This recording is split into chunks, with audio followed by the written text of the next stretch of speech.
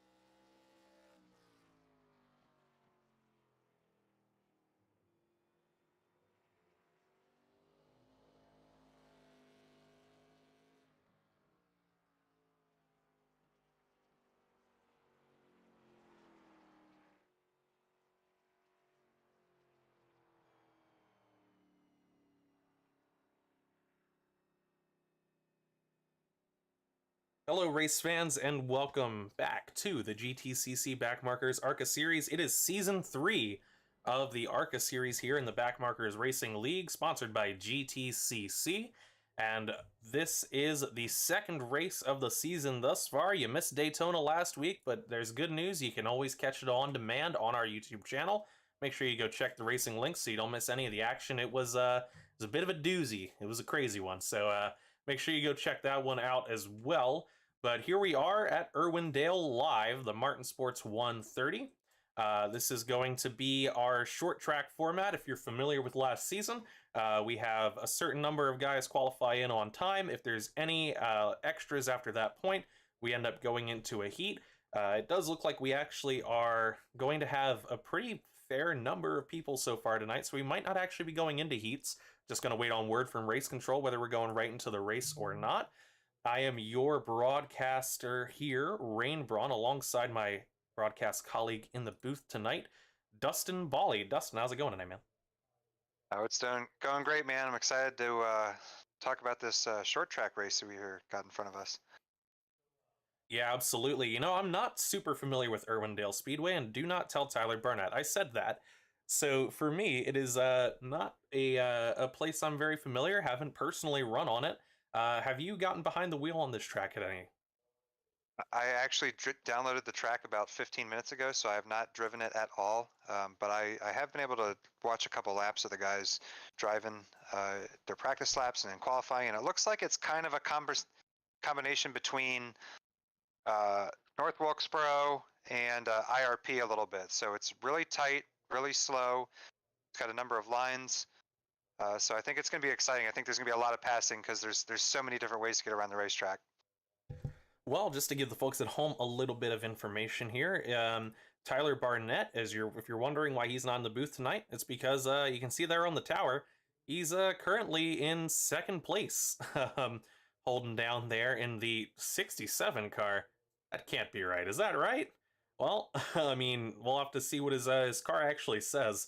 Um, but yeah, he's decided to run this hometown track for himself as part of his bushwhacking, um, and therefore the wonderful Dustin Volley has stepped up and decided to take a swing at doing this commentating thing again on a much grander scale, I guess, on the big stage of our channel.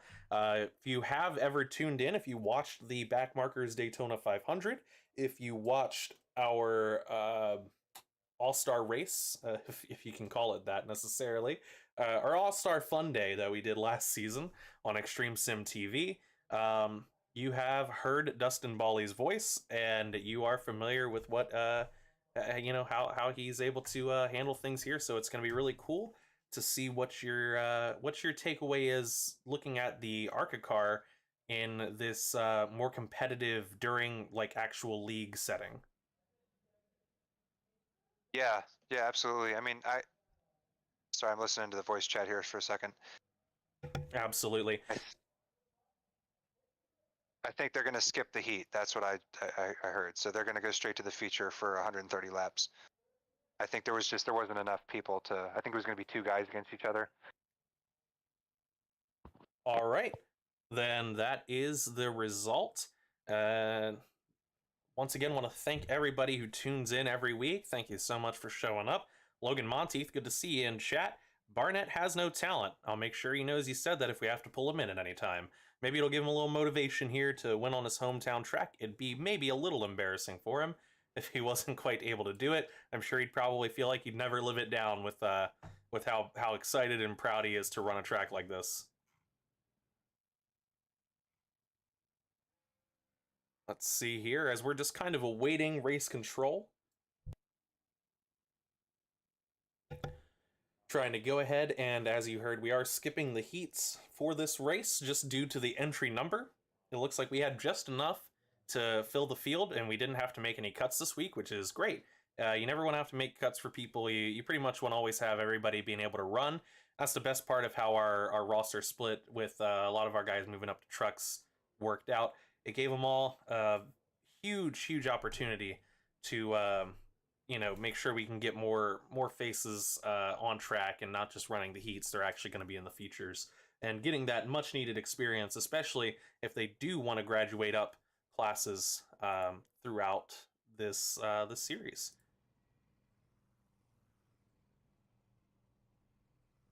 Okay, so I might have jumped the gun a little bit. I don't know if they are going to run this or not. It is a little confusing because Michael Boyles has gridded up. Tyler DeTalent was already there, or Tyler De No Talent, as Blake Hoppy has decided to call him, his teammate. Oh, Tyler yeah, DeTalent now they're just running into each other. They have to. This reminds me of the 2005 USGP that was my first F1 race where, 6 cars of the 20 gridded up and everyone's going, huh? You're actually running this? Well, Tyler DeTalent has decided to go ahead and start throwing some spins, and Michael Boyles as well there. So I can't get away from these all-star race type gimmicks because it's yeah. This is the heat, ladies and gentlemen. They're going to do some donuts, and then they're going to run around the track, and then they're going to come back. No. Yeah, it looks like they're just going to turn some laps for fun right now while everything kind of gets set up. That's the neat thing about running things on iRacing. It is a computer program, and sometimes it can be a little bit wonky. So just for the entertainment value, here's the 29 and 05 parading around. Okay, so the word is that once they have to get the green flag in order to advance.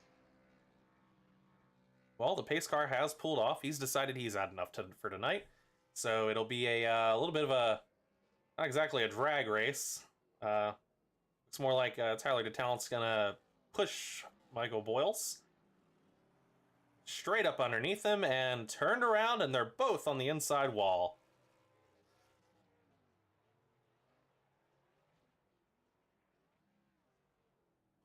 And somehow they're still going.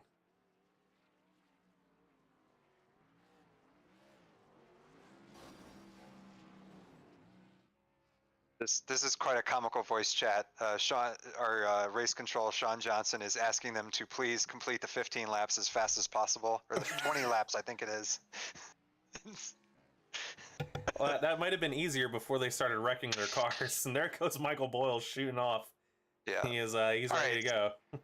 So yeah, I'm not going to let their shenanigans determine our talking points, I guess, here for a few minutes. What do we say we look at this qualifying order and talk about kind of how we think this race is going to end up? I think already the biggest story of this race is Cavan's 2/10 pole over Tyler Barnett.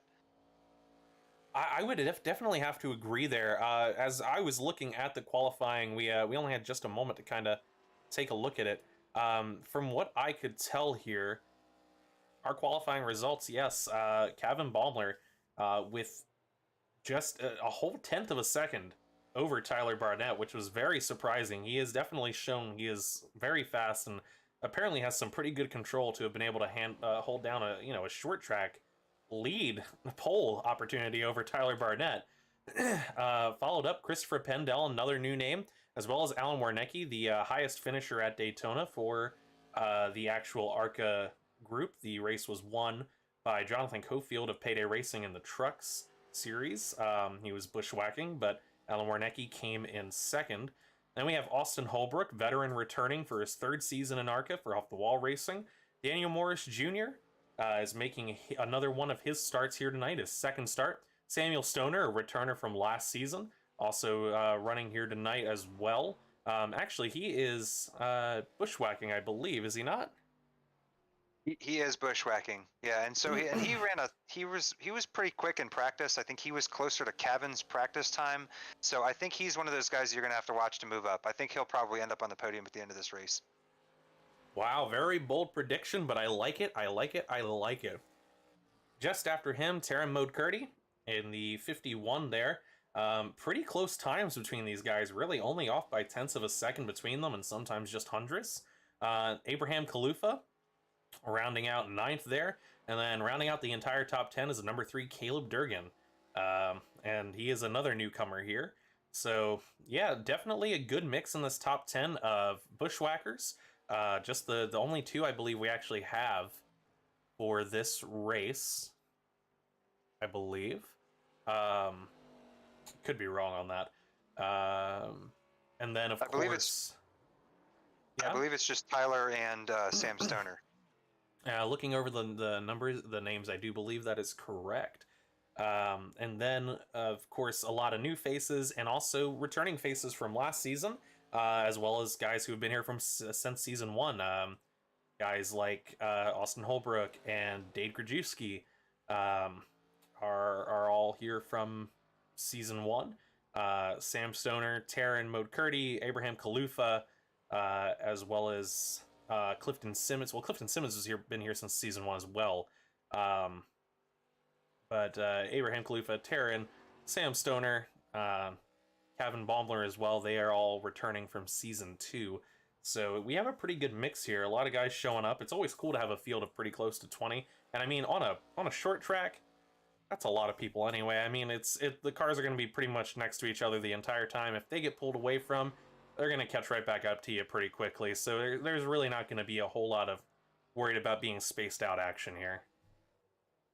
Yeah, I think everyone kind of has PTSD from North Wilkesboro last year, so that's kind of what drove us to go to this format. And like you said, 17-20 is a good healthy amount for this type of the race. And I think with the qualifying times, I mean, you have kind of roughly I think the qualifying maybe isn't truly indicative of pace, but I think you have the faster guys running in the low 18s on a hot lap, and then the faster guys running about a half second slower than that. So 18 seconds, half second. So that's going to be about 40 laps, 30 to 40 laps that they'll be catching up to the tail end of the field. And of course that doesn't take cautions into effect, but the hope is that, you know, this will be a long race. And then the other interesting thing is that there is no fuel required for this race. The cars will go, I believe they'll go 130 laps ish. I think that was the number I got from Tyler. So there might be some guys who aren't going to pit and just go for the track position and hope for the best. But I think with the power that these things have and how hard they are to control on these short tracks, from the broadcast, you don't get a good idea of just how slippy these things are and how hard they are to get both into the corner and out of the corner. Middle of the corner, they're not awful, but it's getting in and getting out that's really, really difficult. So I think we're gonna be in for a good show. I think if they do get spaced out a little bit, and maybe they're not bumping and grinding, then we'll get some long green flag runs and hopefully some different tire strategies and see which one pays off at the end. Absolutely. As we take a look here at the race info for tonight, this is, of course, as we said, the Martin Sports 130 here at Irwindale Speedway. This is week 2, and currently looking at a 0 mile per hour wind. It is cloudy, as you can see by the overcast nature. 62% humidity, and it is 76 degrees out there. And it is later, so it will be setting and potentially cooling off a little as it goes on. What kind of effect, if any, is that going to have on these tires if it's, dropping anywhere below 76 degrees as this race is wearing on at this point? I would imagine if the track is not as hot that the tires the wear will not be as intense if it's hotter. Obviously, when the track gets hotter, tires wear more, the cars slide around a lot more. So that's just going to decrease the wear kind of as they go on. But I mean, there'll still be wear, right? And the fact that it's a short track, I think naturally the cars have a lot of power. You're going to be, getting a little bit of wheel spin off the corner unless you're absolutely babying it. So I think all but the most skilled racers are going to be having trouble. And it'll be interesting to kind of see what the fast guys, like Cavan, Tyler, Adam Lang, Sam, kind of what those guys do in terms of, how sliding around they are. It's sometimes interesting to watch to see how different drivers kind of push, right? Like at Watkins Glen, the fastest guys kind of looked like they were on the ragged edge, right? Whereas on other types of tracks, it's maybe not the case. And it looks like we're gridding up for the entire group here. I'll finally be able to tell who's actually running and who is just spectating here tonight. I know we had a couple people who, of course, are race controlling, and then, of course, people who are just meant to just hop in and watch and may have registered in instead. So we will see that pretty quickly based on who actually registers up here. And just want to give a big thank you to our race sponsor here tonight. That is Martin Sports and Martin Sports apparel. They can custom design anything from your company or team logo all the way to the apparel design and feel. They have you covered. They offer multiple forms of printing for apparel items, from screen prints to sublimation print. Different print styles to work with different budgets. Their printing and design model have one of the fastest turnarounds in the business. Ship straight to your door so you can look amazing without the wait. You want to see more of what these guys have in store? It's pretty incredible stuff. Definitely go look at their website, martinsports906.com. That is martinsports906.com.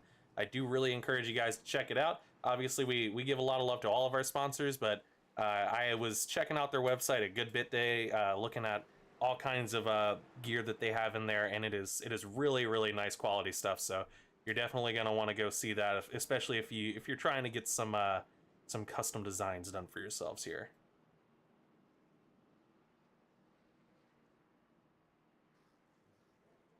And as we get set up here, we have already touched on our grid. Oh, and I am just realizing here that paints have not popped in, so that looks like there's been a miscommunication with trading paints, but that is okay. We will get that fixed right now.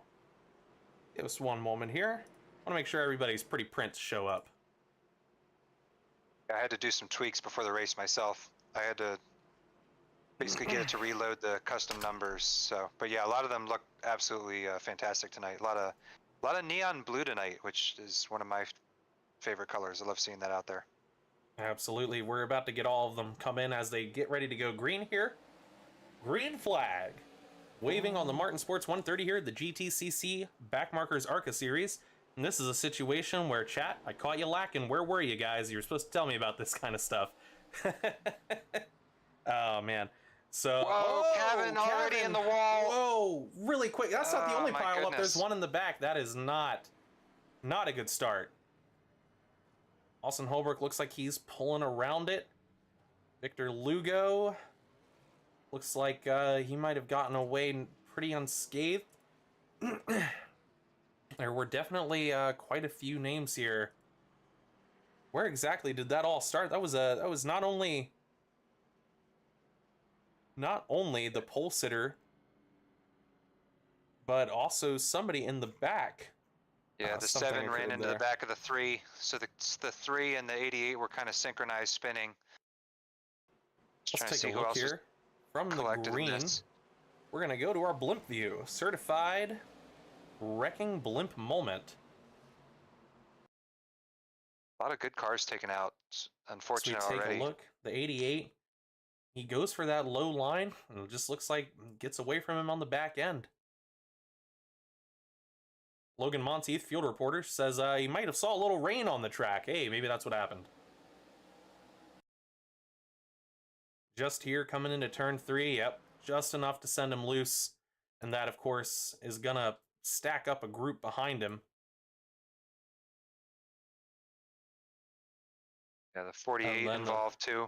The 43 did plow to the back of the 3. The 7, Adam Lang there, managing to get, looks like he got knocked a little bit as well, or perhaps he just ended up a little in the wall as he was trying to avoid it and slowed down. It's really hard to tell how many are impacted. I guess the pit report basically will confirm that. Alan Warnecki is in pits currently. And he is heading out. It's a little bit longer of a fast repair than I was expecting. Yeah, maybe I assume he tried to save his fast repair and just did the optionals.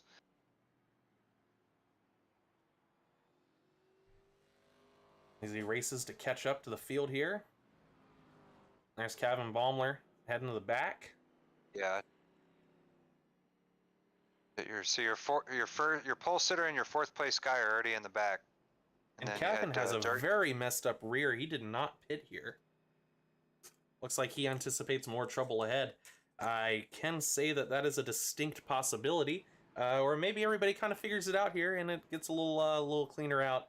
Maybe not everybody sends it into turn 3, getting a little loose on themselves. Gives a little more. There's a lot of laps here tonight. There's 130. 125 by the time we get back to green, I believe, at that point. But, or rather 127 if I can count correctly. So really, in that situation, no need to be fighting so early for some positions. You're going to have a lot of opportunity to make up the difference as we get going back here. Tyler Barnett with a big jump.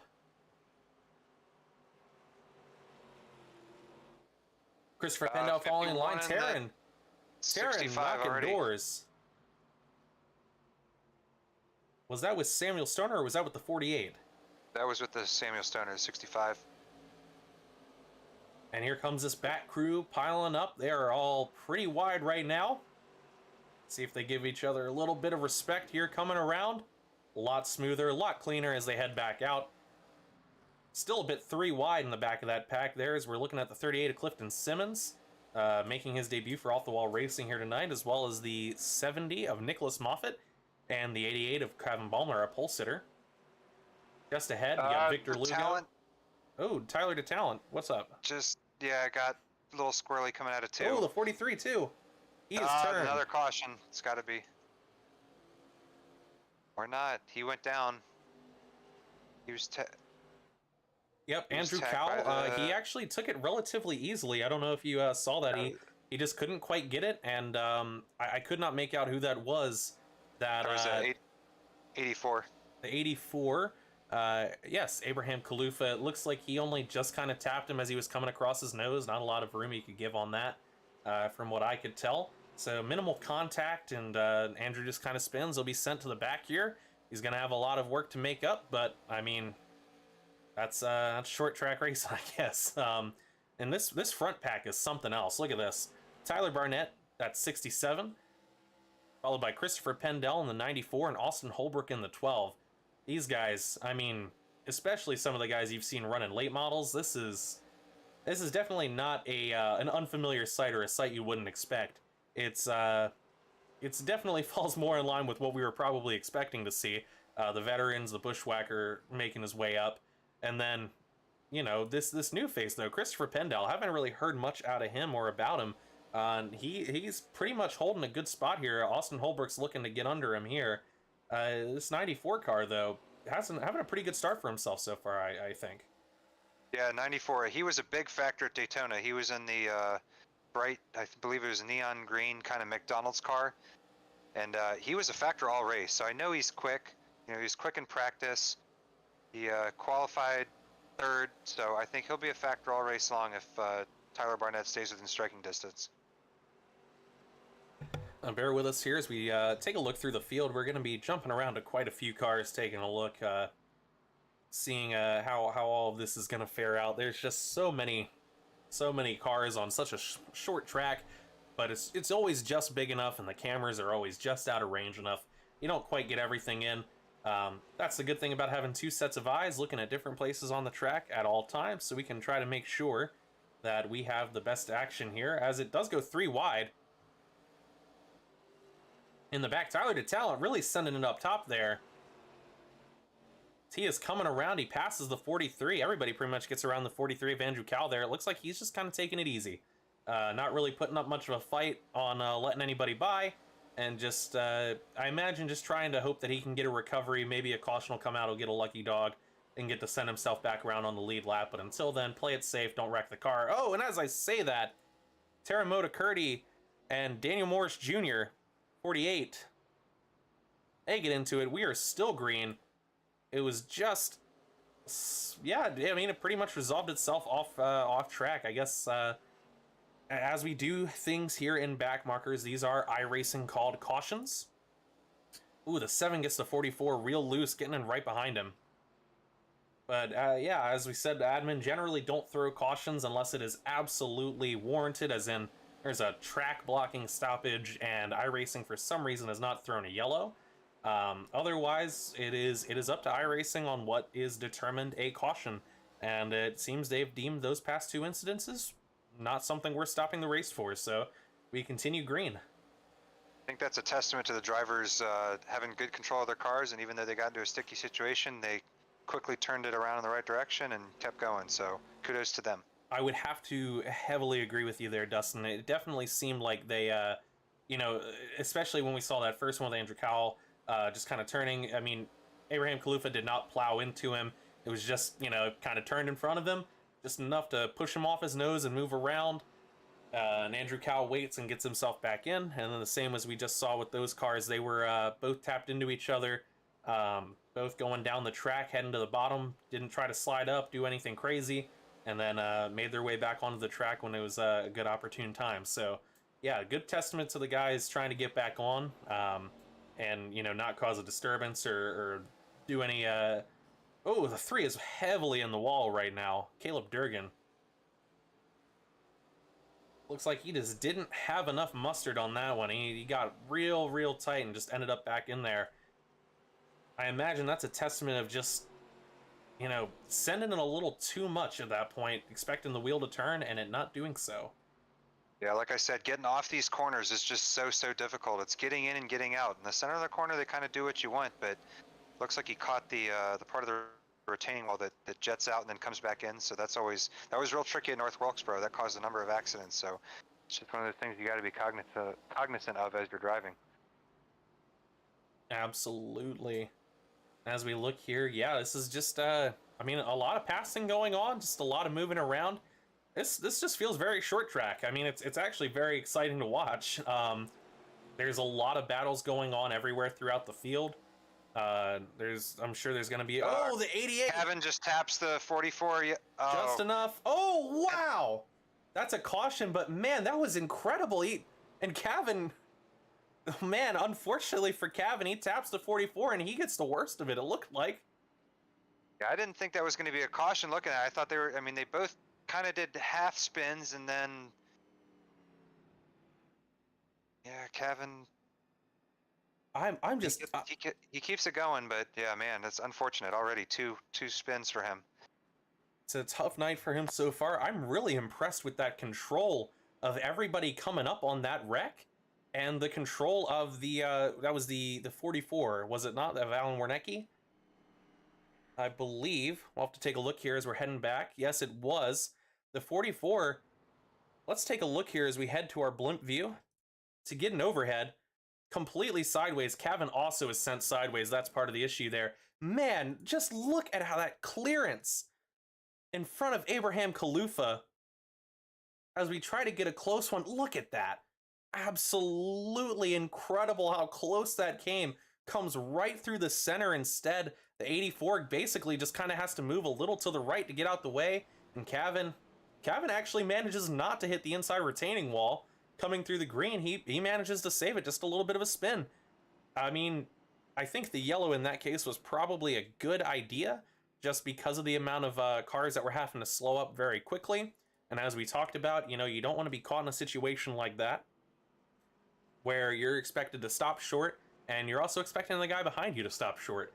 It can be a game changer for your day if something bad were to happen there. So I think the caution there is probably the right call, even though for the most part, both guys managed to avoid catastrophe, and everybody around them, very, very good handling of the cars. I mean, that's going to be an all-timer to go back and look back on.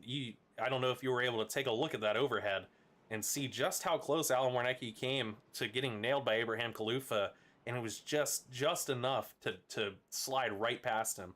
Incredible stuff.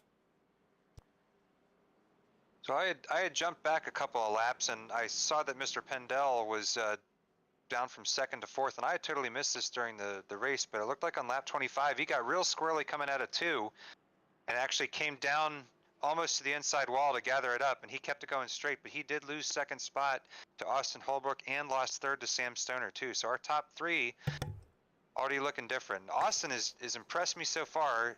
You know, we know he's quick, and I'm not going to say anything or try to jinx his luck or anything. Yeah, exactly.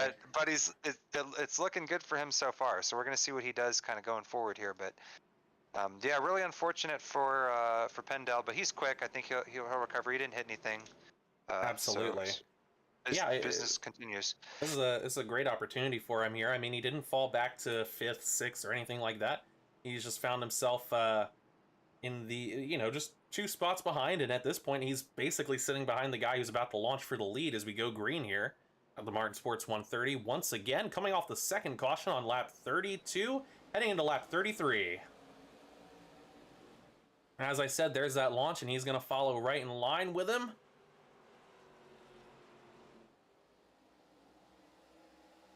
And he right in with Austin Holbrook now, and Sam Stoner has dropped back to 5th. And man, it is getting tight back in there. Do you see that with Tyler DeTalent? That looming vision in his mirror cannot be a very exciting vision. The 3 and 7 getting oh so close. Yeah, I was waiting for 7 to start making his moves, and it looks like he's found the opportunity. We know Adam's quick. Oh, the 3. Looks like he got just loose there. He caught it, as well as the 6 was down low. Loose caught it as well. These guys are definitely taking their time a lot more. I think they're finally they did recognize after that initial start, it's better to take it easy and try to get the better finish and let the race play out than trying to send it in lap 5 or lap 40 and not be able to finish the race. Yeah, 95 to go. I think everyone's still hopefully watching their tires and just trying not to push it too much. I will be interested to see who blinks first and who does. Oh, we got another spin. It's the 7 and the 3 in the wall. Bit of a collection there. Number of guys tapped. Yeah, that was the 3 bouncing off the wall, and 7 just lost it on his own. The 44 gets collected in it. Clifton Simmons also. Unfortunate for Alan Warnecki. He's having a pretty decent run for himself here tonight, and just keeps finding himself at the center of getting tapped by someone. Let's see. So we head to the 7 here. Adam Lang. Try to go to our overhead view.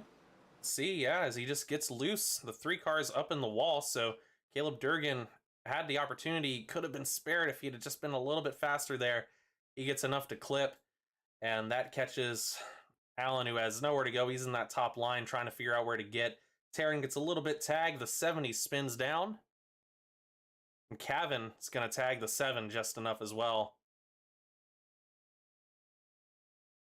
Nicholas Moffitt looks like he managed to pretty much maintain I mean, his tires definitely took a beating there, but he did not end up really getting hit, so his car should be pretty okay damage-wise, at least you would hope. So Caleb Durgan, 3-car in the pits. Wernicke finding himself in the pits once again. Unfortunate for him, as we said. I mean, just, man.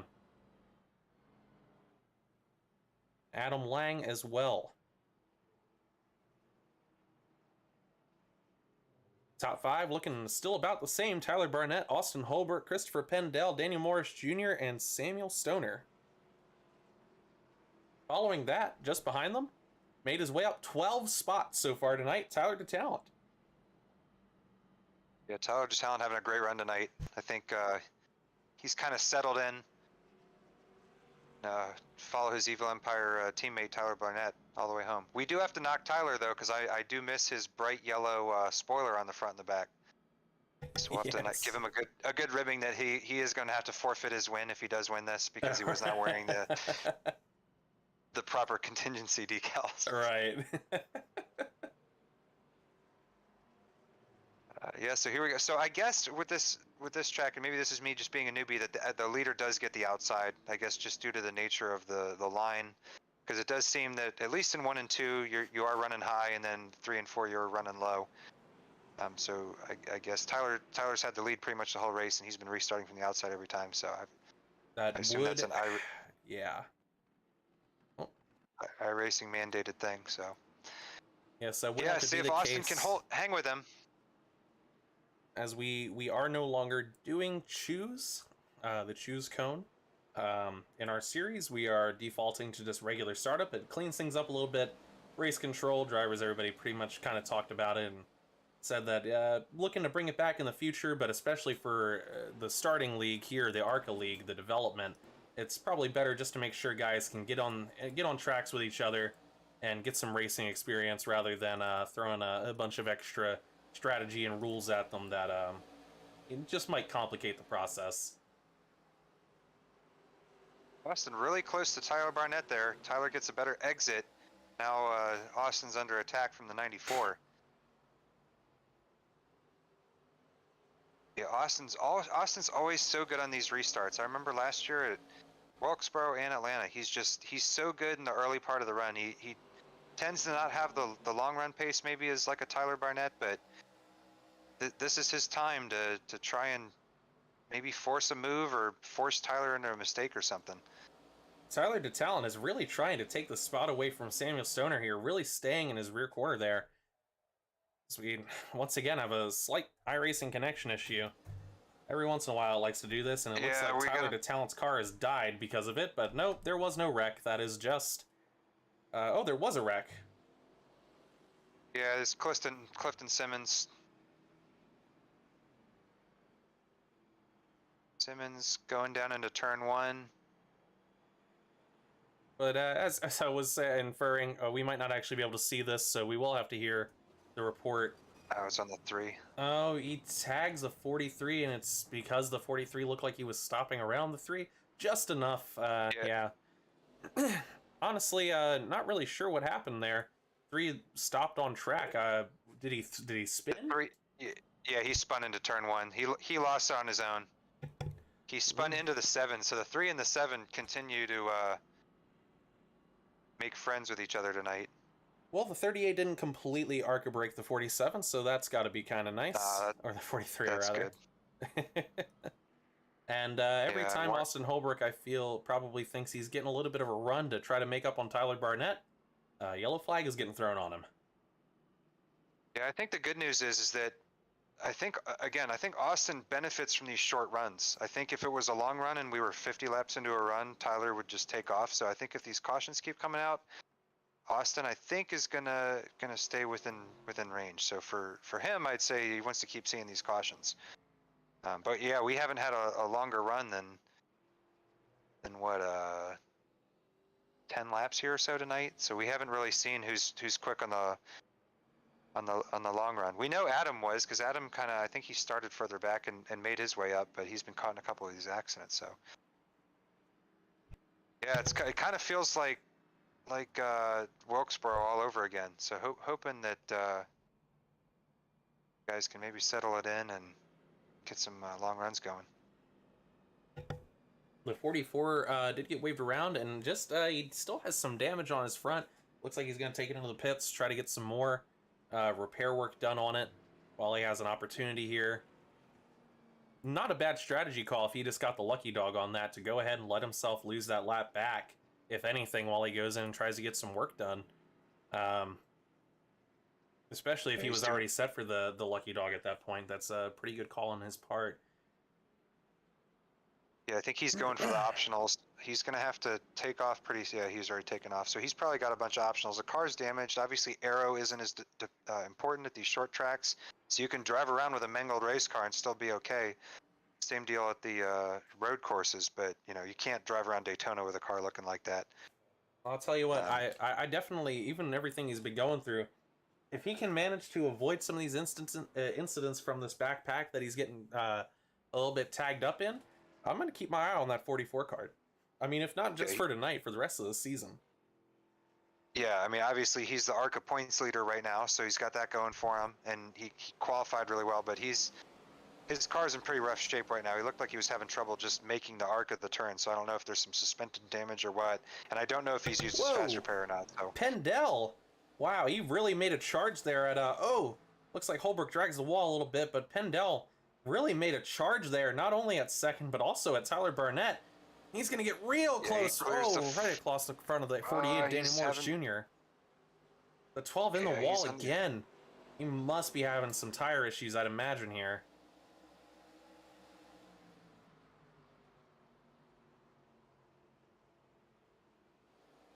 Yeah, everyone's kind of stacking up behind the 94. It's very interesting to watch. I mean, a lot of this would be, you'd imagine a lot of spins happen on corner entry, but I get a little more concerned coming out of corner exit. It gets so congested in the turn, and you know everybody's about to start spinning their tires coming out of that turn. It's just, it's a big opportunity for people to end up spinning their car right there in front of a pack of people. And I mean, that's about where you find me catching my breath for the rest of this race. Yeah, I think the jury's still out on the tire wear question. Obviously Barnett's got a little bit of an advantage over everybody, but I think everyone's still kind of watching the guy in front of oh, here we go again.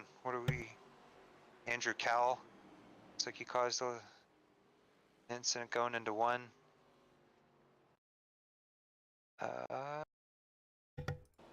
do see the 43. He's got 3 behind him here. He spun on his own. It looks like I don't think it was the 3's fault. Nope. 3 goes low, and he see exactly where I was talking about there. The 3, really only one place to go is hold his line there. Minimal damage. 43 right into the wall. Returning out of it. Yeah, that's definitely going to cause the caution with him holding up the track there a little bit, trying to get back out. That's exactly what I was just talking about as we were speaking. It looked like that similar scenario. His attempt to drive off, he just spun those tires. It was out of corner exit, and that was enough to send him around. I was going to say, some of these guys, especially those who are less experienced, I don't know how many sets of tires they have in the pits, but we're about 15 laps away from halfway, so I would think that some of the guys who maybe aren't as confident in their long run pace, long run grip of these tires might start coming in, because there's 17 cars in the lead lap, and I think if you're quick, you can easily make your way back up into the top 10, especially as other people's tires fall off. So I think maybe 15, 20 laps here, I think you're going to see some people diving for the pits. Alan Wernicke, the 44, once again going in for a strategic pit to get some more of those optionals, improve his car. That man, I'm actually blown away. This is a strategy. I mean, it's kind of a no-brainer when you think about it. It's just really something I didn't see many people taking advantage of last season.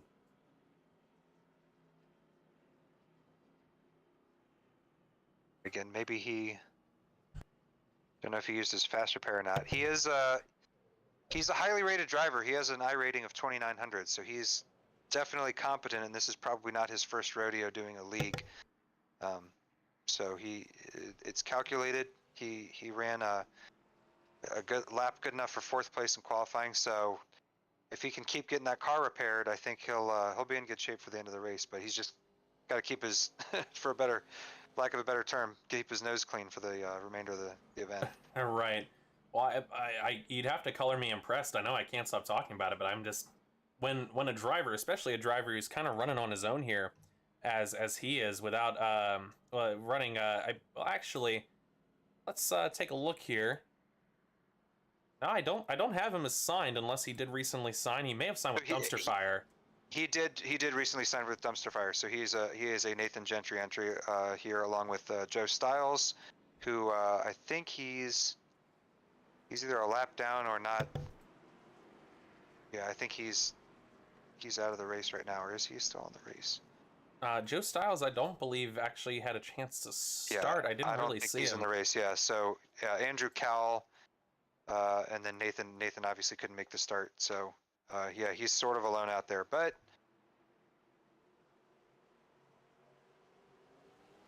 As we go green here, I would argue it's really not too much to his detriment. He seems to have a pretty good idea of what he's doing. 51 again. We have another accident. Oh. I don't know if that's a caution. The 38, 51, 26 Victor Lugo caught. And that is not going to be a caution. Oh, yes it is. It looks like that might have as a late caution call there. Yeah, that was the 51 getting loose. I don't know if it was in the middle of the corner or into the corner. The restart, but was oh, that was an admin caution. Yeah, it looks like they determined just the number of cars involved there. I'd imagine it was a decision to go ahead and call that one. I try to take a look here. Yeah, I thought the 51 wiggled going into one and then just lost in the middle of the corner. I think it was a corner entry misjudgment.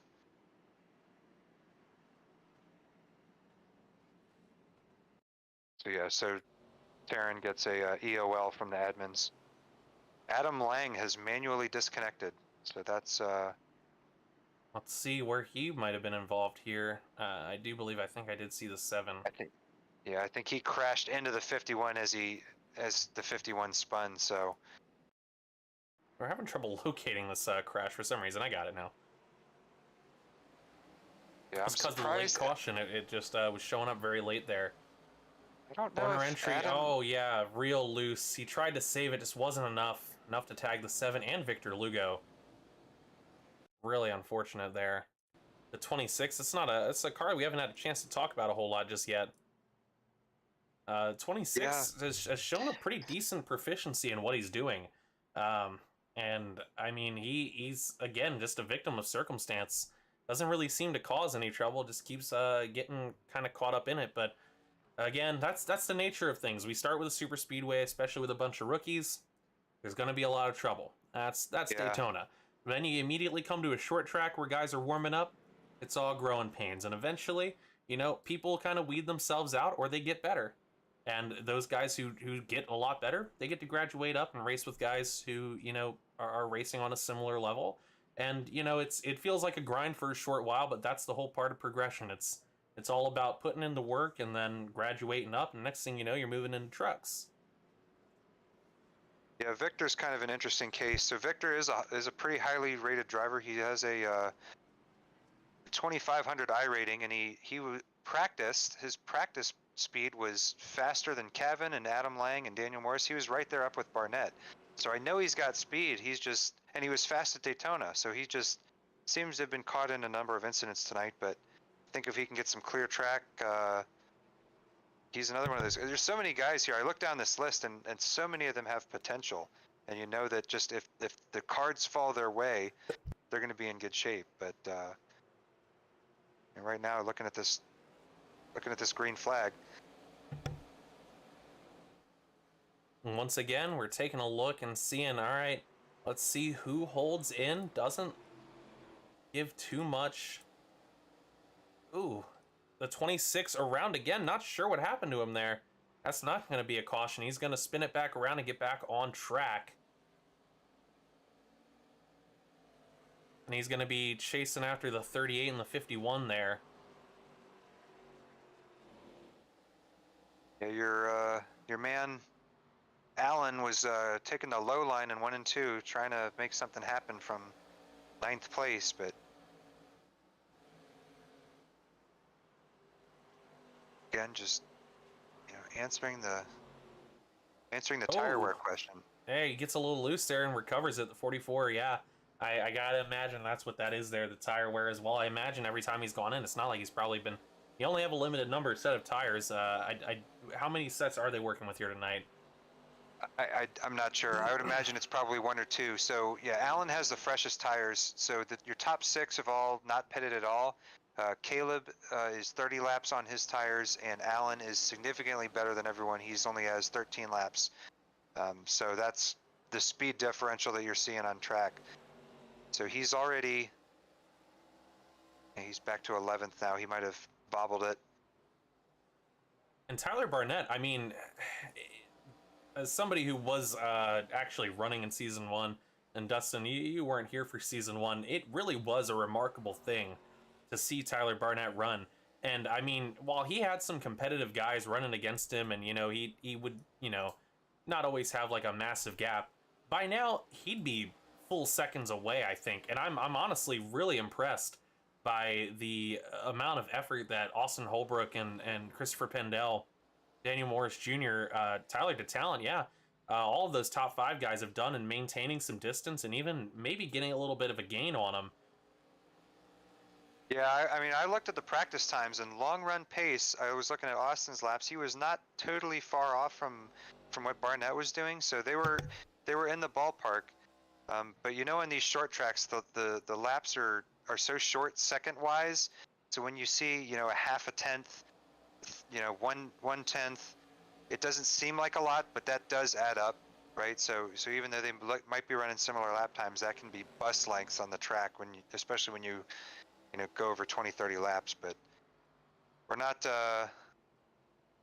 too far into this run here since the last caution. Yeah, we've had 6 cautions for 30 laps.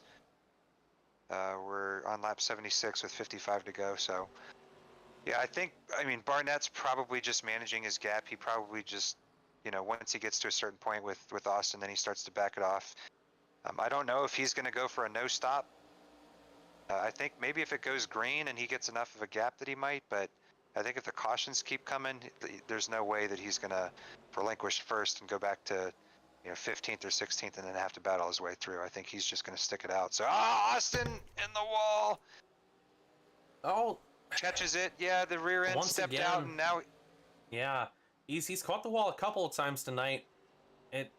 Yeah, it's right there. That's where he gets close on it. He manages to hold it back in.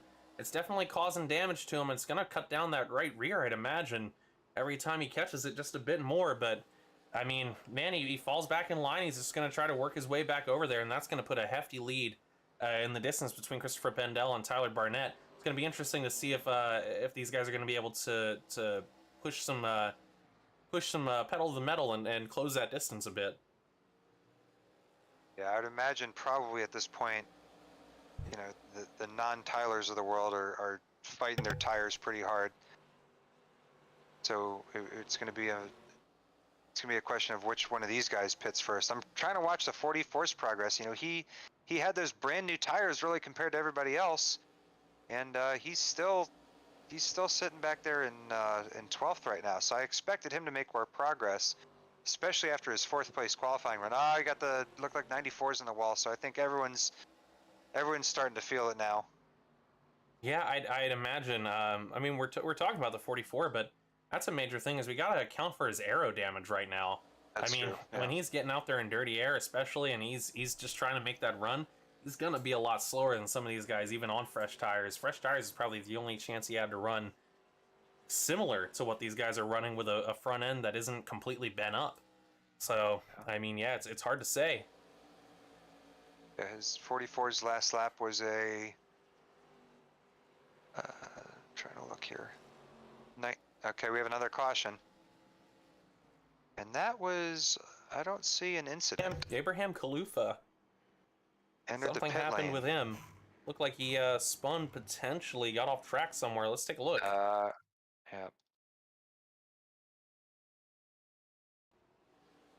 We take a look here. Yep, just on corner exit, as we were talking about. Looks like minimal to no damage, but because he had to back up onto track, that is going to be an iRacing caution.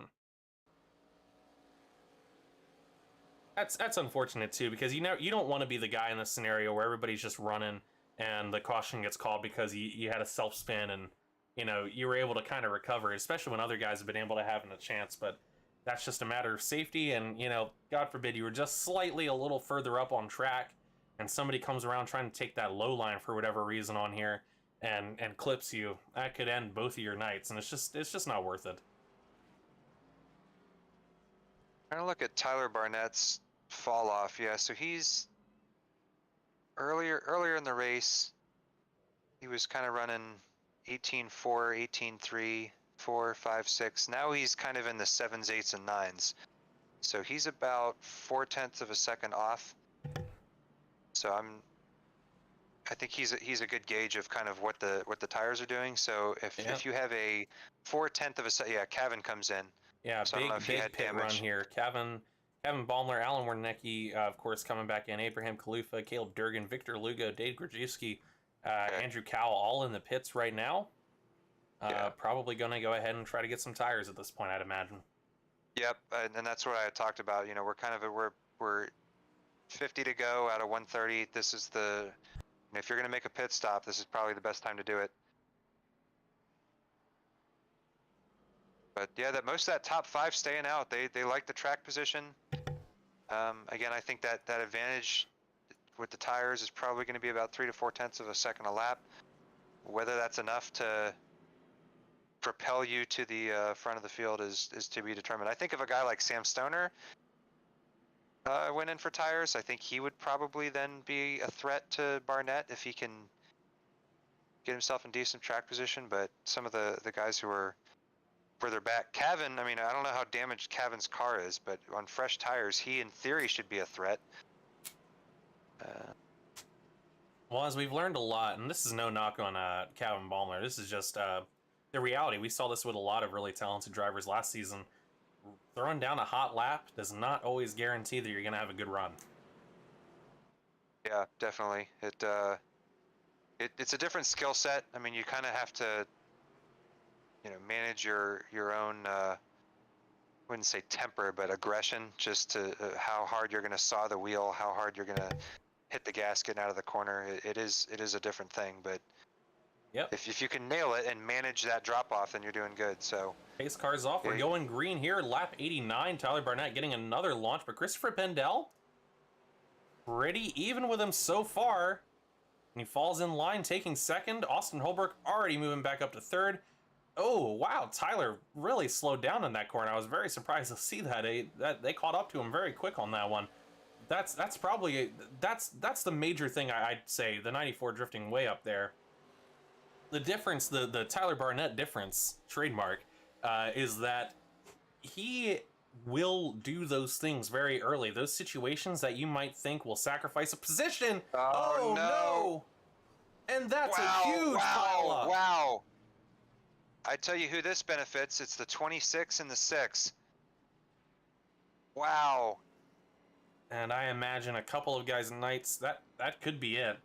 Again, not a spectacularly violent wreck as we would generally expect to see. Pretty restrained. Looks like guys really trying to find their brakes in scenarios, but sometimes you have nowhere to go. So 48 and the 94 get into it in front of Tyler DeTalent. Sam Stoner gets taken out. Taryn. 70 of Nicholas Moffitt. So many cars, but yeah, I tell you what, man, who I'm liking right now is the 26 and the 6. They are both on fresh tires. The 3 guys in front of him are on 92 lap old tires. So I was already watching the 26 to see what he was going to do. Let's take a look here. Wow. The 48, try to get a blimp view here so we can take an overhead view. It looks like he just comes in fast, tags the 94, and it's just enough.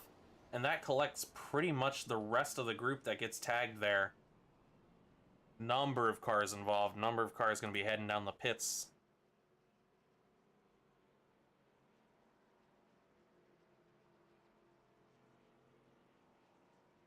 But so far, Tyler Barnett still holding down first. Austin Holbrook back up to second. Samuel Stoner out in third. Looks like the 48 has been EOL'd as he's holding down there, so he'll be sent back. The 51, or actually, no, yeah, Tyler, I was about to say, I was wondering where Tyler DeTalent was in all of this. He definitely was a lot higher. And, oh, he's actually settling into third. I knew he was definitely in the top 5, was just concerned about where he ended up there. Tyler DeTalent third. He's up 15 positions on the night, our big mover of the evening so far. Samuel Stoner, fourth. Taryn Modcurdy, 51, recovering some and moving himself back up into the top 5. The 70 of Nicholas Moffett, pretty much been sniffing the top 10, getting his way back up here pretty much all night. Victor Lugo, the 26, making a recovery. He's up 10 spots on the night. Dade Grajewski up 5. Andrew Cowell making his way back up as well. And you got Caleb Durgan rounding out your top 10. Yeah, I think I may have jumped the gun on the placement because the caution, I think, came out before some of those cars were able to clear that accident. So the 26 and the 6 are not as high up as I thought they were going to be. So they are the ones to watch. Your top 4 still haven't pitted. So Barnett, Holbrook, DeTalent, and Stoner. And it's very interesting they haven't, considering how they're running as we get ready in the Geico Green restart zone. And that launch, that launch the 67 gets every time. 6 did not get a great start, and that kind of backed up the guys behind him. 65 26 having a little bit of a trouble. 12 not bad. The 29 especially. Tyler DeTalent, look at him. He has slowly and quietly made his way back up here and made his way into this top. That group dancing around on the corner exit, that's all that scary area to be looking at for those guys. As we take a look here, they get in so close, so tight with each other. 26 got to get around the 51 here. He knows he's faster. He's got fresher tires. I think he's being held up a little bit. Well, he's in an unfortunate scenario as you look at him here.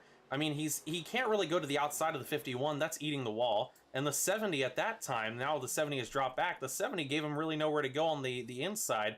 It looks like also the 26 might, at this point, just be waiting for his run again. See if he can get around him. He does right here.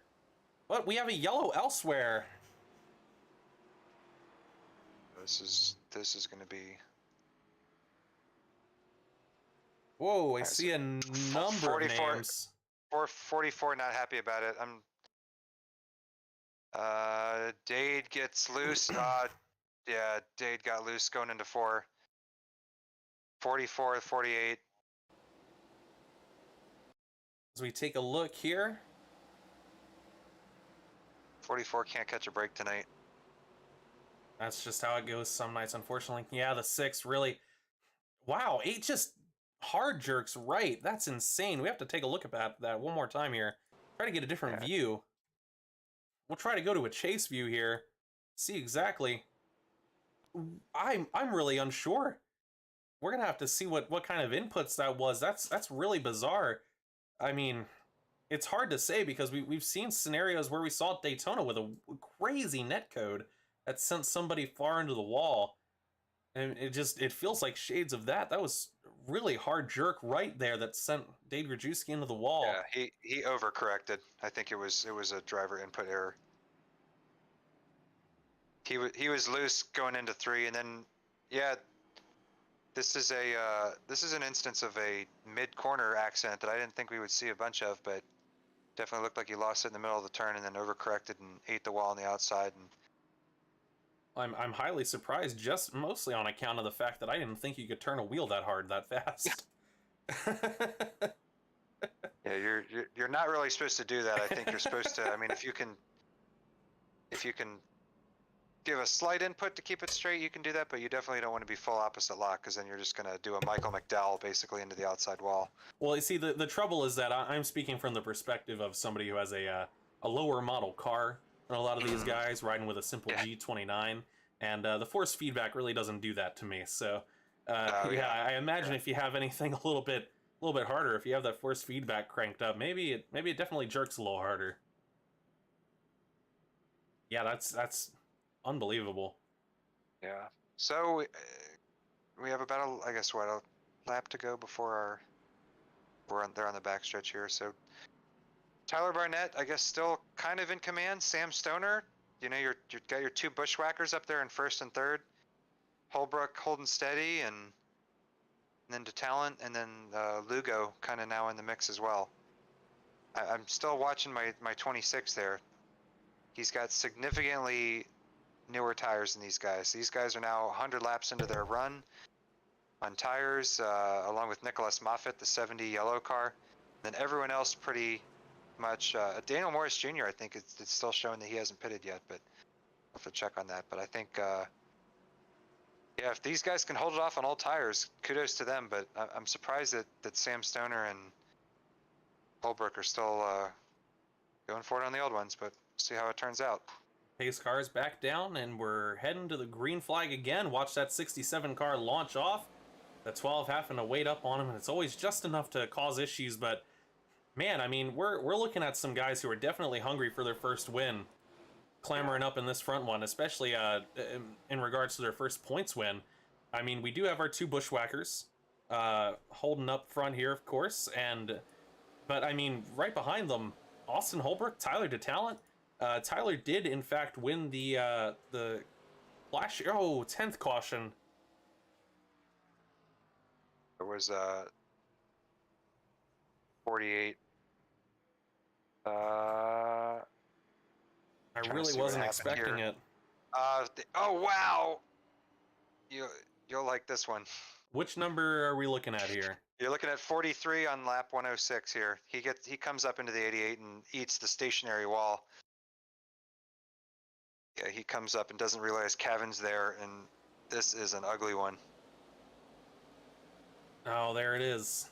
Oh, in the 88, Kevin flipped onto his hood. That's it. He's towing out here.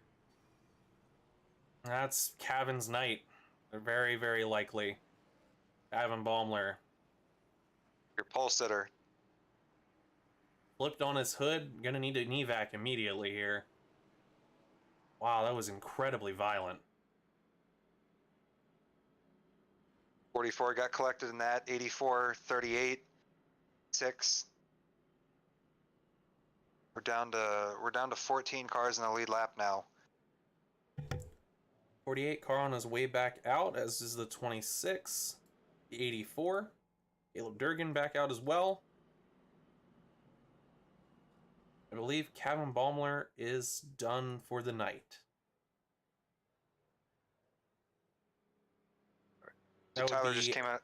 Adam Lang, Andrew Cowell, and Kevin Baumler. I don't see. Oh. Hold on, let me see. I do not see any of them after Victor Lugo, so it looks like we have 3 DNFs currently sitting. Unless Andrew Cowell's just sitting in pits for a while. Yeah, I think he's still there. So yeah, the 43, 84, 26, 48 are still with us. I think the 88 is done. I would say based on that accident, hopefully we'll hear from him from the infield care center at some point. Because while the 48 or the 43 rather that ended up eating the retaining wall, that was a nasty car. The 88 getting sent flying onto his hood. That was something.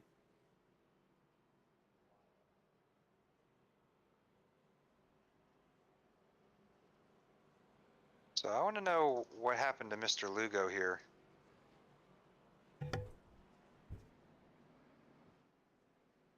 He was in 5th and now he's back to 13th. So I don't know if he pitted. Yeah, he pitted, that's why.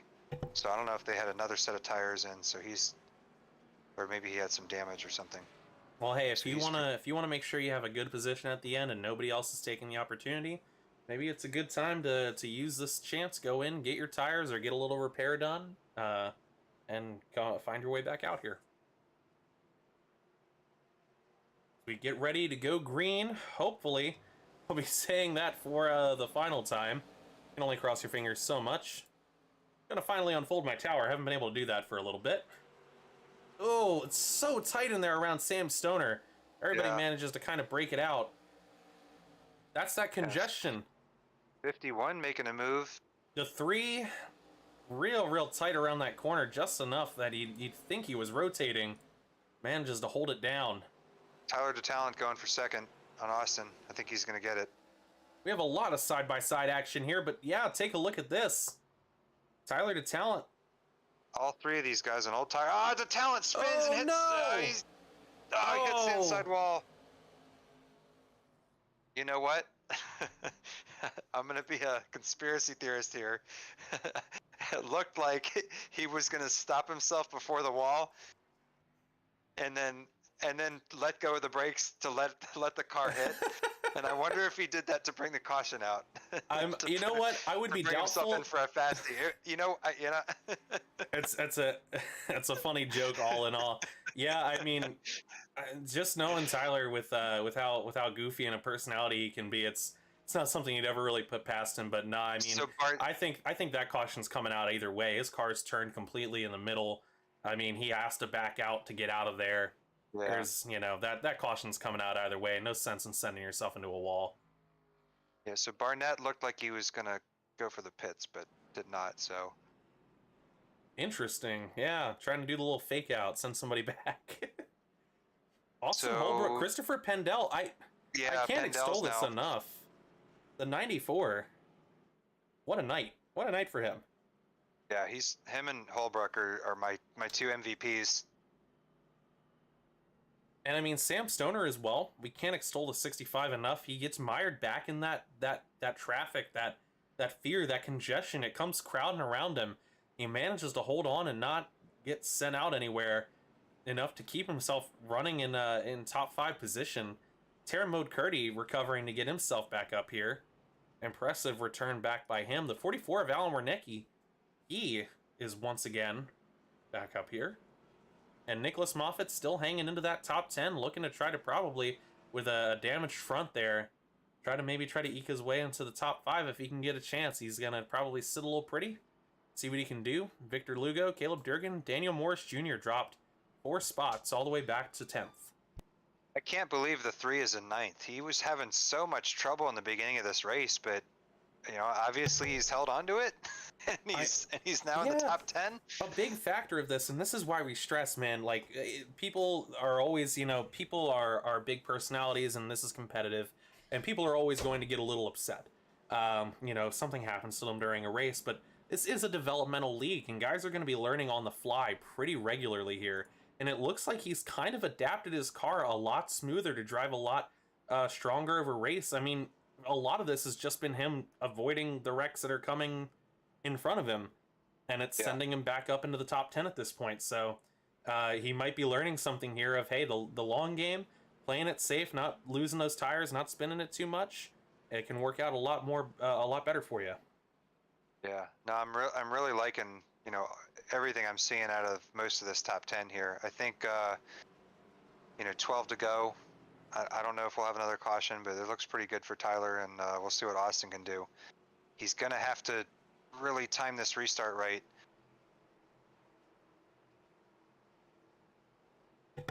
Yeah, I don't think as of right now. Yeah, go ahead. Yeah, just gonna say, as they're coming around, it's gonna be 11 to go. Get ready to go. Green once again, a shortened field at this point. There's the launch. Austin Holbrook gets a much better start. He gets a better start, but man, he got loose. Yeah, here comes. Yep. He's gonna wish he hadn't done that on the exit, but he still manages to hang on to what looks like 3rd place. And Terran shooting his way up. I think desperation's starting to creep in. This is a big opportunity Barnett, for that Holbrook, 51. and Sam Stoner are the only ones on old tires. As we said, that 51 is having a rough time here. But I mean, this isn't the end for him. I mean, he's holding a pretty decent spot. Even if he gets passed on guys that are moving faster, I mean, he's looking at a solid top 5 potential finish here if he can just hold on strong tires and not get mired in any incident. Victor Lugo, strong. Whoa, coming right around the outside there of the 44 of Alan Wernicke as he is approaching the 12 Austin Holbrook. Yeah, Victor's got to hit the gas pedal if he wants to use those tires to get up further. Here comes 44. Oh, the 12 into the wall, trying to avoid getting into the back of the 94. Any of these guys behind Tyler, I think, from 2nd back to about 8th are in contention for that 2nd spot. what's important to note here, oh, the 48 got loose. What's important to note here is these guys, they're not fighting for second. 51 in the 94, wow. Oh, just enough, everybody's saved. It's going to be a caution, wow. I'm actually surprised that would be called the caution there. They all pretty much held it together. There was some beating and banging behind Barnett. I mean, really, yeah, just, it looked like a lot of rubbing. I'll have to go back and make sure, but that didn't look yellow flag worthy. Austin's going to have to be careful on that next restart. He definitely spun the tires a little bit, and the car got squirrely, and that allowed Barnett to get away, and then he got jumped. But let's see what happened here with the 94 and the 51. Man, I'm trying to take a look. The 51 has a strong line. The 94 comes way up, and he's not clear. Yeah, that is the 94. Yeah, he came on the radio to apologize to 51. But again, I'm really baffled by the call on a caution on this from iRacing. This was, you saw all of them break up immediately and start gassing it again. No problem from there. I'm baffled that was a caution.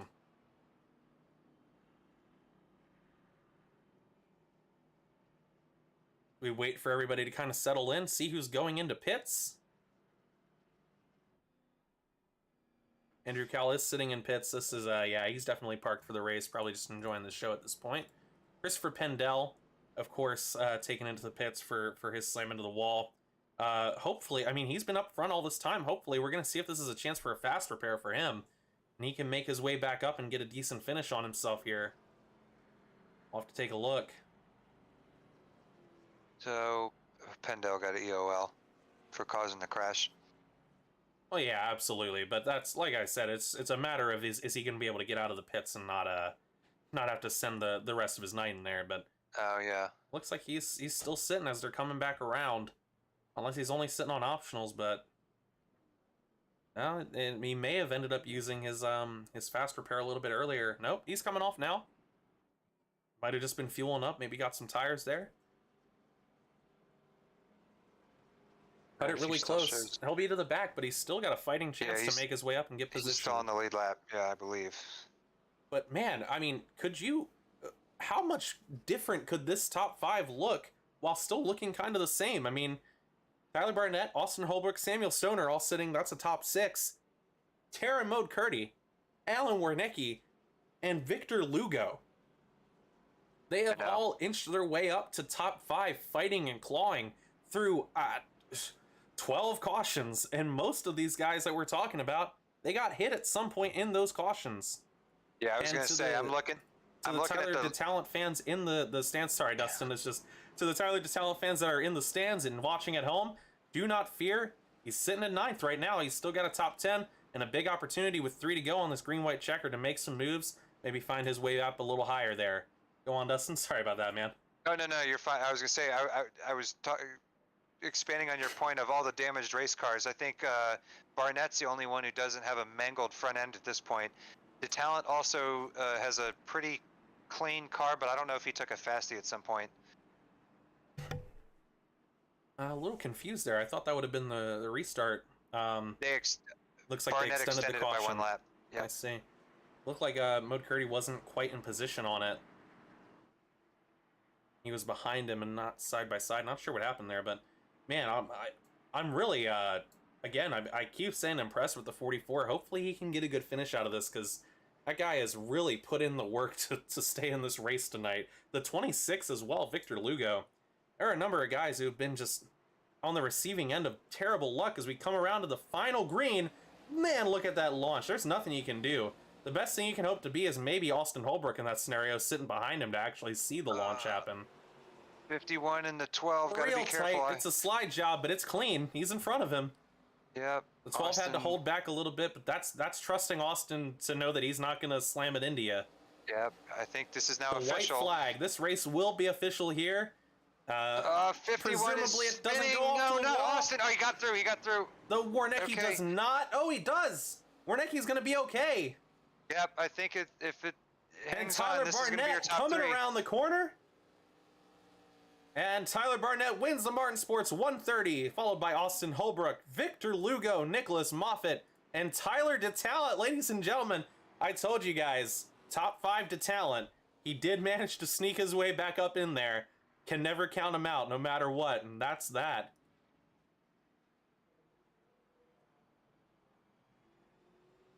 Holbrook has got to be ecstatic. Take a look real quick at this this final moment here for Terran Mode Curdy. Really unfortunate. He really got himself all the way up there, and he sent it a little too hard. He really had the position. I mean, hindsight's 2020, of course, but if he could have held it just a little bit there, you know, he probably would have been okay. And pretty much everybody around him looks like they managed to kind of push past him without losing too much. The 44 lost a decent bit, but he ends up getting into the 84 there, but before the line. But I mean, that's probably a factor of the car not quite working for him anymore. Tyler Barnett, Austin Holbrook lined up there. Not seeing the 26 of Victor Lugo lined up, but he does complete the podium.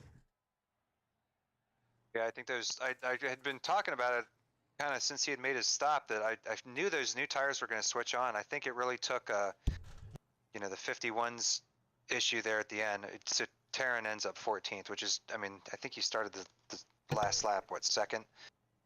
So I'm sure he's just absolutely dejected. He absolutely beating himself up, but there's a big opportunity to learn from this. And that's the biggest point to make here. He knows he had a good opportunity, and he knows what he had there. But this is the chance where you take yourself and you go, hey, I know what I did wrong there. Let's do it better next time. Here we go, the 67 going for his celebration. Tyler Barnett wins at his hometown of Irwindale in his return to ARCA. Yeah, he dominated this race. I mean, I don't think once he got past the 88 who took the pole position, I think it was his race to lose. So kudos to him. I think the amazing thing is him and Austin ran the whole race, and Sam Stunner too. The three of them ran the race without pitting at all. So it was those three guys, obviously veterans of this series, know what they're doing, and that experience showed because they were able to keep those tires under him the whole race. So yeah, great job for Tyler. Great job for Austin. Nicholas Moffitt finishes an amazing 4th. I think he definitely gets kudos. And then, Tyler to Talent, our truck commentator, snags a fantastic top 5. And then Alan, who had really an up and down night, ends up 6th. So yeah, I think anyone in this top 10's got to be relatively happy. And then guys who are outside of that, victims of circumstance. Let's go ahead here and go ahead and try to pull in our group here. See if we can get Victor Lugo. Yeah, I'm trying to see if he's. Yeah, we're gonna grab him if I can.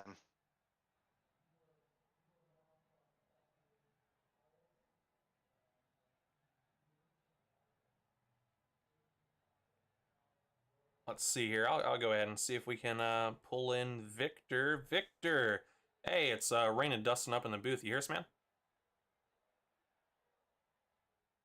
Yeah, it's got a copy. Hey, how's it going, man? Well, I mean, hey, look, very tumultuous night.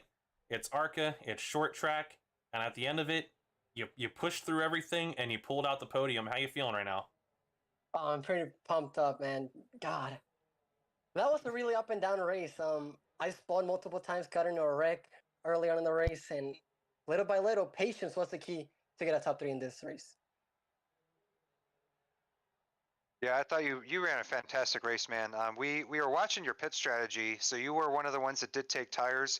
Were you concerned that the tires that you took were not giving you the extra grip and the speed that you kind of had anticipated, especially those last 30 laps or so? Yeah, and then especially it's really, really difficult to pass in this track. And yeah, tires were not even a factor in this race. So those fresh tires didn't help me at all. But man, a P3, that's nice. Absolutely, especially after the way Daytona ended for most people coming into your second race. And this was really a war of attrition for a number of you guys out there. I mean, you'll see on broadcasts going back, yourself, Alan Wernicke, the 44, it's not Daniel Morris Jr., but I believe, I don't see his name for some reason right now.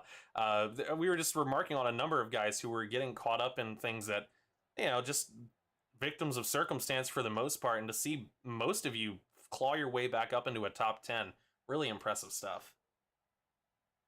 Yeah, thank you. I want to thank Impact Racing. I also want to thank my spotter, Jesse Jones. Man, he was sweating up in that roof tonight. Absolutely. Well, you were 10th in points after Daytona, so this podium is not going to hurt at all. So you'll probably be sniffing that top 5, and yeah, we'll definitely be looking out for you going forward. We know you were a factor at the Daytona race. I know that the finish maybe wasn't as what you had hoped, but great job tonight, man. We're really proud of you, and we hope to see you up on the podium again in another race here soon. Yeah, looking forward to Phoenix. That's my home track, so let's hope to take that W. Awesome, Oh man. yeah. That's great. Well, congratulations. Go celebrate that win with the Impact, and congrats, man. All right, thank you, guys.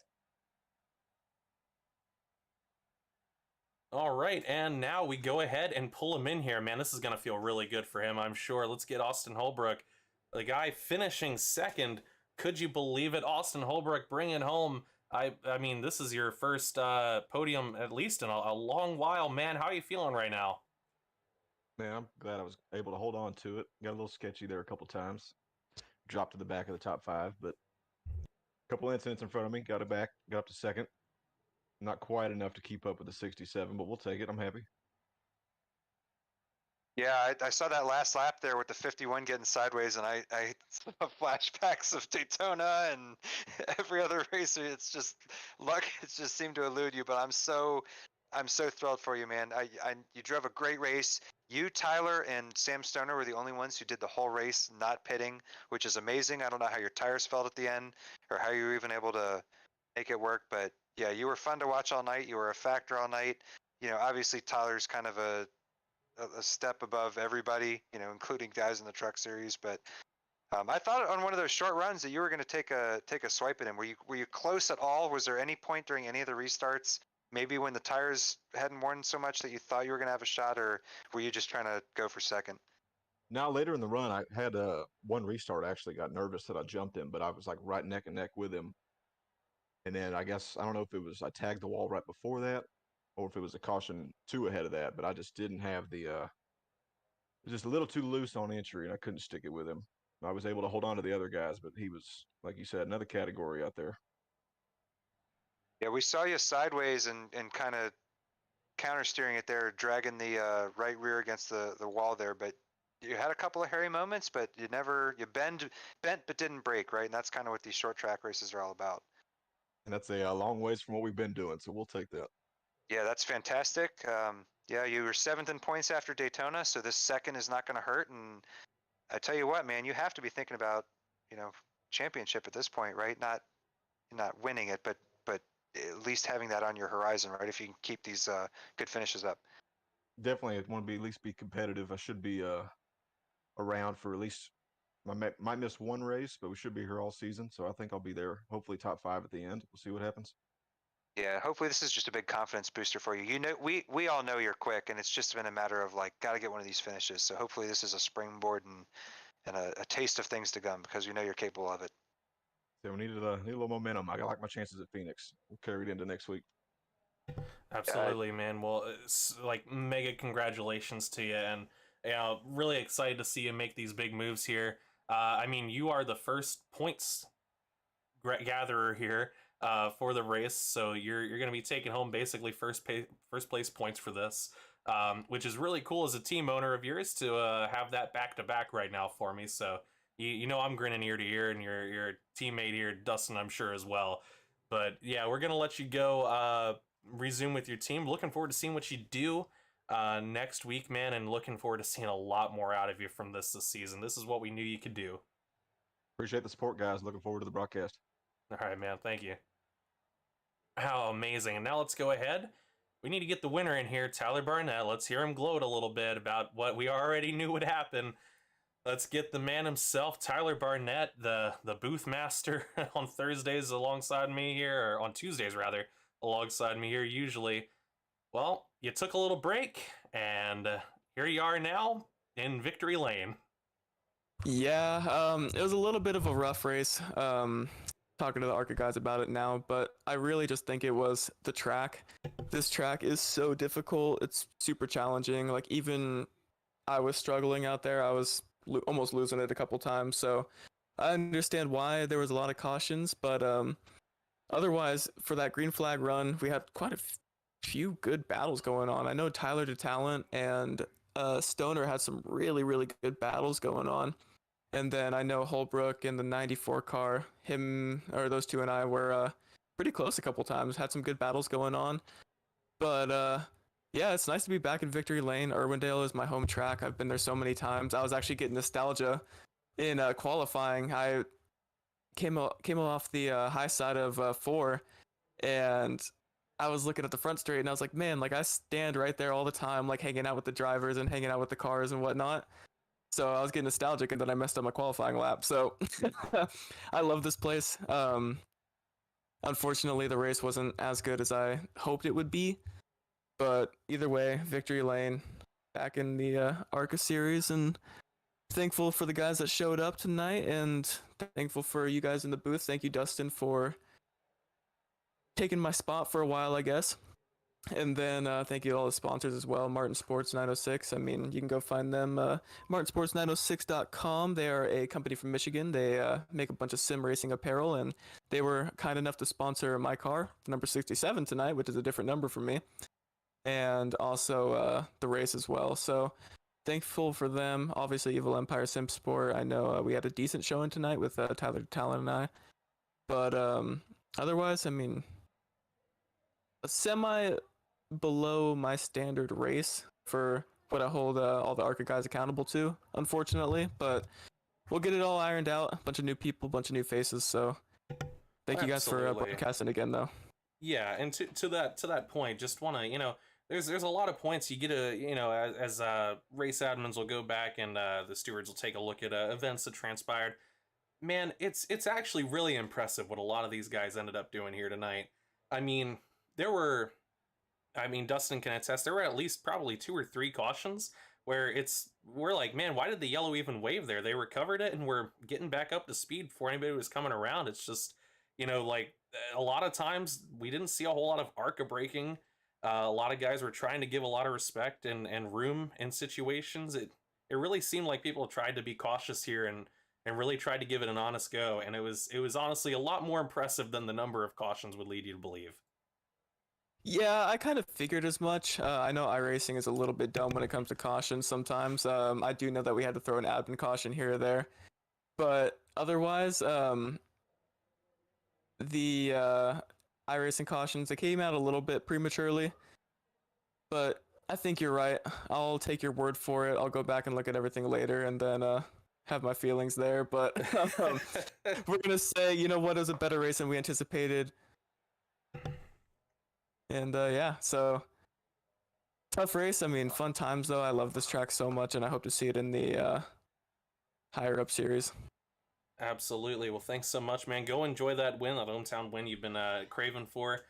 Thankfully, you did win it, because it probably would have been a little embarrassing if we pulled you in here for a second after all that mad talk you were doing leading into it, man. So congratulations. Mad talk? What did I say? I have to jump in and remind Tyler that he did not run the correct contingency decals for bushwhacking, so your win is going to be nullified. So I that last second, I'm declaring for ARCA points right now. What kind of trash talk did I say? What trash talk did I say? I kid. We're just pulling on your chain, man. It's Tyler Barnett doing the Barnett method of coming in and winning. So, I want to thank my sponsors, you guys, for paying for the extra tires and the extra grip on them. Thanks to Off the Wall Racing. Yeah. Oh yes. Yeah, absolutely. But thank you guys for pulling me in here, and hopefully we gave you a decent show. I know, like we said, it was a little bit of a caution fest, but for the parts that went green, hopefully we gave you guys some good content. Absolutely, yeah, man. Well, yeah, definitely. I think the up and coming drivers are going to be the story going forward, which I think this race was able to really show kind of who's going to emerge from that pack of new guys. Guys like Victor and Alan and and Pendel. I think they're going to be really strong going forward, and it'll be fun to watch.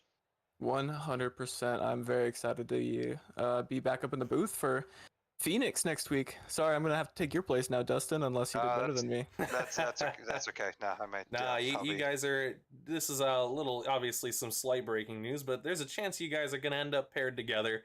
As Dustin has offered to do some fill-in spots to fill in for opportunities this season. I won't be able to show in, so there will be a Dustin and Tyler Barnett booth, which I think will be very interesting to tune in and listen to. So looking forward to that as well.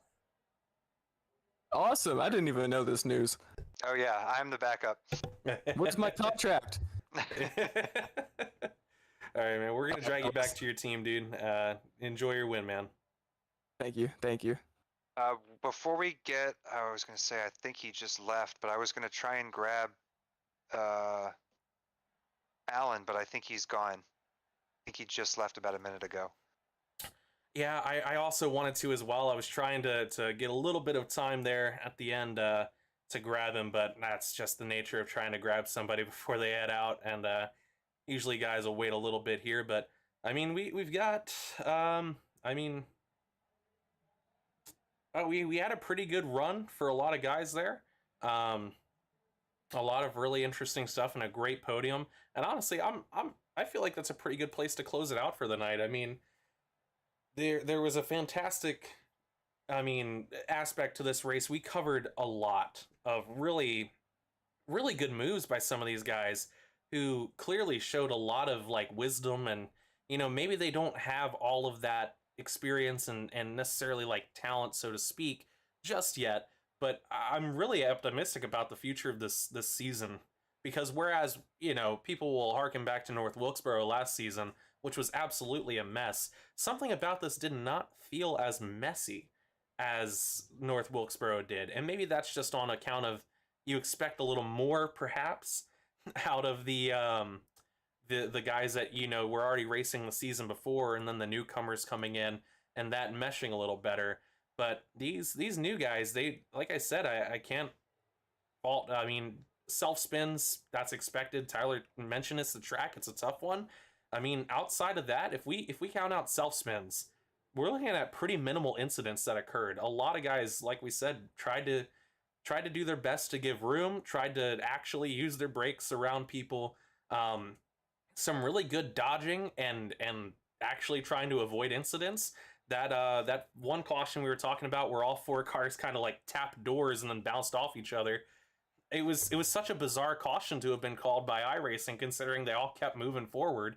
No car spun or anything. It's just it's a mystery as to how iRacing works sometimes. But yeah, I mean, there's definitely some bad, but I think there's an optimistic outlook here for the remainder of this season with these guys that have shown what they're capable of on a short track and what they're going to be able to do to step up. Because I mean, short tracks are only a short number of the tracks that end up actually getting run. We're going to be on a lot of speedways. And we're going to see a lot of guys really showing their speed and their capabilities there without so much the concern of the self spins, probably, or the really getting bunched up in those scenarios like we kept seeing on corner exit. So I mean, I don't know about you, man, but I'm really excited about it. Yeah, I think in some ways that the races get easier. I mean, definitely Phoenix is probably one that is maybe not going to be as dramatic and probably have some more green flag runs. But Road America, that's a huge challenge. I'll be at that one, seeing kind of how I fare against these guys. And then Chicagoland, yeah, that's another kind of medium length track. But then you go to Volusia, which is a dirt track, right? That's going to be a new thing for these guys. The one last season actually ended up pretty clean, but that's a challenge in itself. Darlington is going to be Darlington is, to me, tougher than any short track, just because it's one groove and there's no room for error. New Hampshire, a little different. Maybe that's going to be kind of a more boring track, and then you have Daytona Road, Kansas, Iowa, and Homestead. So maybe at the very end of the season, I think it's going to get a little bit easier, but a couple of these tracks coming up, that's going to be a big ask of these drivers. So I'm excited. I'm excited to see who rises to the top. we had some guys rise to the top today. I mean, really throughout this race, you can go down through this top 15, and any one of these guys looked like a contender for a top 5 at some point in this race, and that's what you like to see. It's like a plate track in that sense. But yeah, I'm with you. I'm optimistic and excited for the weeks to come. Absolutely. And I mean, big shout here. I mean, Samuel Stoner unfortunately getting pushed back to 12th there, but I mean, of course, that's always great because of what it opens up in terms of like finishing position. But as we said, it doesn't change the points outcome for these guys who are ARCA only. Austin Holbrook is going to get first place points here. The points just don't disappear because Tyler Barnett was there. It's going to filter on out down that way. Victor Lugo, by all accounts, got a second place points victory here. Nicholas Moffat getting technically a podium points victory off of this. So these guys, all pushing it, getting really important points. That's why I said, just because Tyler Barnett's half a second ahead of these guys heading into those final couple laps, these guys in Austin Holbrook, Victor Lugo, Nicholas Moffat, Tyler DeTalon, Alan Wernicke, they're not driving for the win of this race. They're driving for the win in terms of points. That second place is as good as a win when it comes to the points itself. It doesn't feel as good to not win a race, but it will matter in the long run when you're looking at that points championship at the end of the season, especially if you're trying to not only capture it yourself, but maybe bring it home for your team. Yeah, definitely. And, the big elephant in the room, I think, after this race is looking at Cavan, right, who had pole winning pace. He's been so fast so many races last season. I think he's going to take probably at least 2 or 3 victories this season. So it'll be interesting to see how he recovers. He's already got 2 poles, right? So I don't see 2 victories being out of the question, especially, putting up qualifying times against Tyler this race and then a significant number of bushwhackers last race. So to see him crawl back up will be another story as well. So yeah, lots of storylines, and then like you said, as each race builds, the storylines the plot thickens and thickens and thickens. So yeah, awesome. Absolutely. Stuff. Yeah, I'm really looking forward to next week here at the GTCC Backmarkers ARCA series as we head to Phoenix Raceway for an as of yet not named race for myself. It probably has already been established, but I don't have that in my notes, so we'll have to come back to you when it comes to next Tuesday. But that is not all. This is not a ARCA channel, ladies and gentlemen. Backmarkers ARCA series is just one of the many, many series that we end up putting on here. I do believe, you'll have to correct me potentially if you know more than I do here, Dustin, but I do believe we have a dirt race tomorrow night. I'm pretty sure we should be seeing something of that potentially broadcast here. And additionally, following that, Thursday night, our truck series, the new Premier Series taking over the Thursday night time slot. We had Daytona last week with Steve Loving taking home his first victory, the Sly Designs 250. This week, Michigan International Speedway. It's Legacy Michigan specifically, so if you're a fan of 09 Legacy Michigan, it's going to be the race for you. It is the Martin Sports 200. Martin Sports doing a doubleheader for us this week. They're incredible. I'm going to say it again, martinsports906.com. It's not a joke. Really go check out the site. It's really cool looking stuff. I might be ordering something myself from them at some point here. Definitely go check them out. They did a lot of cool stuff for us here.